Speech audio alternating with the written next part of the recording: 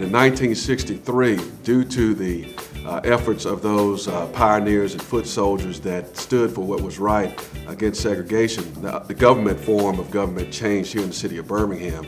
Went from a commission to a council. Albert Boutwell at the time was the mayor that stood on the front steps of this building here at City Hall and took the oath as the first mayor of a council form of government. And if you look back at the Mayor-Council Act and the input and the insight that was put in that process 50 years ago, those type of policies are still in place today. Birmingham, as you know, was a city that not only changed this country, but changed this world. And it was May 3rd, 1963 that the children marched downtown Birmingham. They flooded the streets. They ran out of the 16th Street Baptist Church.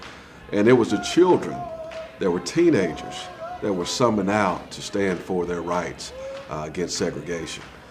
That resounded not only throughout this state, but throughout this country and this entire world. My family derives from Collegeville, North Birmingham. We were the neighbors of Dr. Fred Shuttlesworth, the pastor of Bethel Baptist Church. In 1958, Christmas Eve, when my grandfather, who was the head usher of that church, walked out of Bethel Baptist Church in Collegeville, when that bomb went off that everybody reads about.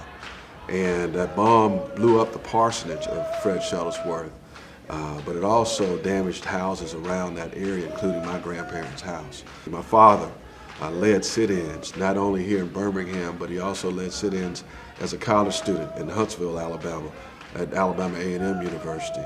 My aunt was arrested with Dr. Martin Luther King Jr. during the historical letter from the Birmingham jail was written during that time with many other young people throughout this city. So I have a strong foundation as it relates to what the civil rights movement in Birmingham has meant to me. I primarily represent District 7, which is Southwest Birmingham. I have a very enriched district in Powderly. That's truly where the city of Birmingham was birthed.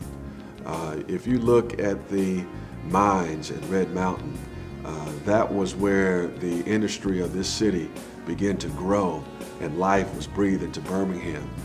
During those times, the mines were the most integrated areas in the city of Birmingham.